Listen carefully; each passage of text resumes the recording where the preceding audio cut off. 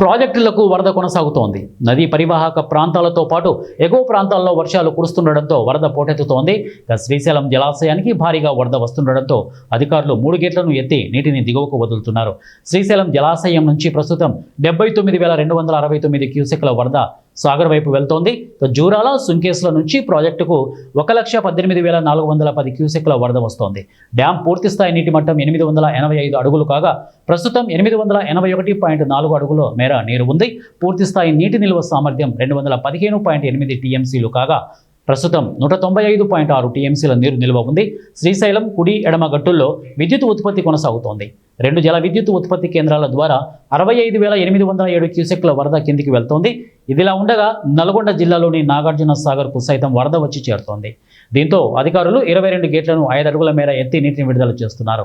ప్రస్తుతం సాగర్కు ఇన్ఫ్లో 1,71,683 క్యూసెక్కులు కాగా అవుట్ఫ్లో 2,12,753 క్యూసెక్కులుగా ఉంది.